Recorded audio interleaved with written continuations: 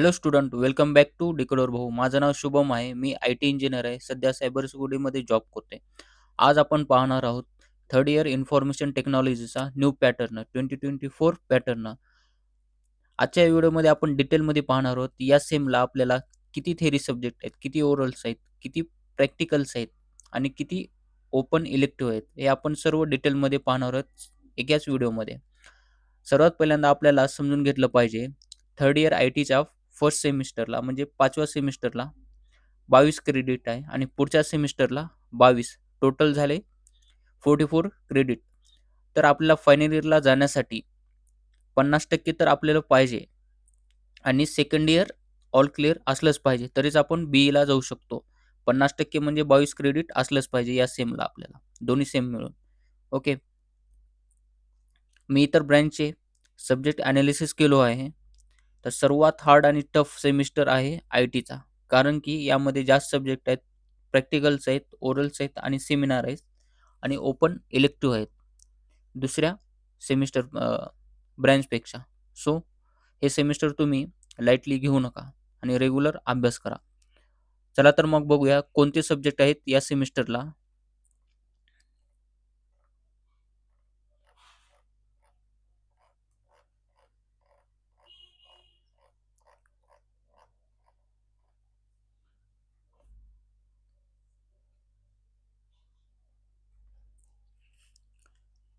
या सेमिस्टरला आपल्याला operating system 30-70चाच pattern आहे. हे पहिल्यांदा समजून घेतलं पाहिजे. पॅटर्न काय आहे एक्झामचा, तरच आपण अभ्यास करू शकतो. 100 मार्क, 100 मार्क. यामध्ये operating system, artificial intelligence and machine learning TOC हा हार्ड सब्जेक्ट आहे. हे दोन इझी सब्जेक्ट आहेत. Operating system, artificial intelligence and machine learning हे दोन्ही सब्जेक्ट इझी आहेत आणि थिअरी ऑफ कॉम्पिटिशन हा सब्जेक्ट मुलांचा बॅक पडतो. या सब्जेक्टला तुम्ही लाईटली घेऊ नका. ओके. या सेमिस्टरमध्ये आपल्याला एक इलेक्टिव्ह आहे, 3 प्रॅक्टिकल आहेत, हे समजून घ्या तुम्ही. इथे एक, हे 3 प्रॅक्टिकल्स आणि ओरल्स किती आहेत आपल्याला? 2 ओरल्स आहेत. IoT आणि एक सेमिनार. 50 मार्कचा सेमिनार आहे आपल्याला आणि 25 मार्काची ओरल आहे. ओके.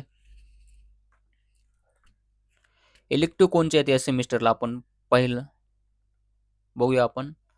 या सेमिस्टरला आपल्याला cloud computing, advance database management system, web application development, image processing, computer vision हे आपल्याला इलेक्टिव्ह आहेत. यापैकी आपल्याला एक सिलेक्ट केलं पाहिजे. जे आपल्याला इझी वाटतो तोच सब्जेक्ट आपण घेतला पाहिजे.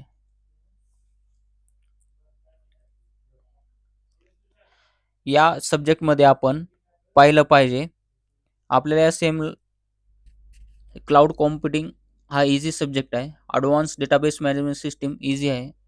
वेब ॲप्लिकेशन डेव्हलपमेंट इझी आहे. इमेज प्रोसेसिंग, कॉम्प्युटर विजन आहे. ओके. यापैकी मी जो इझी आहे त्याची मी लेक्चर सांगेन तुम्हाला. लेक्चर येतील या चॅनेलवरती आपल्याला. सो टेन्शन नका घेऊ तुम्ही.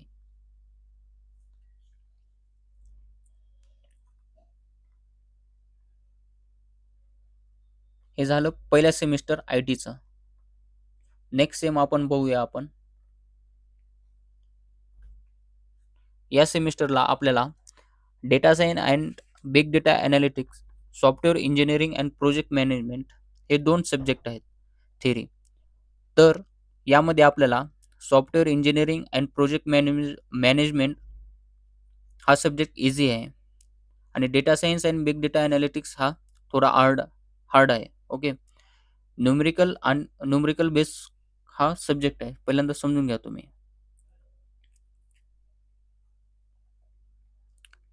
या सेमिस्टरमध्ये आपल्याला इलेक्टिव्ह 2 आहेत. इलेक्टिव्ह 2 आणि इलेक्टिव्ह 3. इलेक्टिव्ह कोणते सब्जेक्ट आहे आपण पाहूया पहिल्यांदा.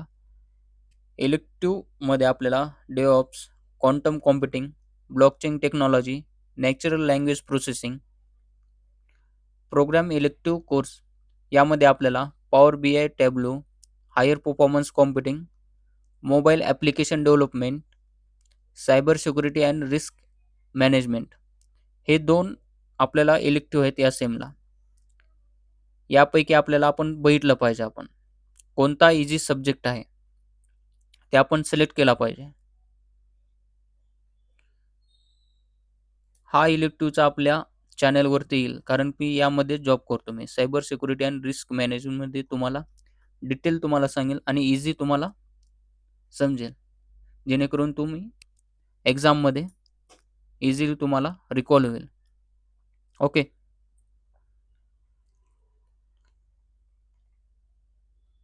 या सेमिस्टरमध्ये आपल्याला 3 प्रॅक्टिकल्स आहेत 25 मार्काचे आणि ओरल्स किती आहेत आपल्याला 2 आहेत. म्हणजे एक इंटर्नशिप्स आहे आणि एक ओरल आहे. ओके. इंटर्नशिप कधी असेल ते तुम्हाला कॉलेजमध्ये अपडेट येईल. ते पहिलं सेमिस्टर झाल्यानंतर इंटर्नशिप चालू होईल. त्यामुळे तुम्ही कॉलेजमध्ये अपडेट राहा. हे झालं डिटेल एक्सप्लेनेशन IT चं. कॉम्प्युटरचं सुद्धा मी एक्सप्लेन केलं आहे. जर तुमचे फ्रेंड असतील कॉम्प्युटर इंजिनिअरिंगला तो व्हिडिओ तुम्ही त्यांना शेअर करू शकता. सिलेबस मी डिटेलमध्ये तुम्ही समजेल तुम्हाला.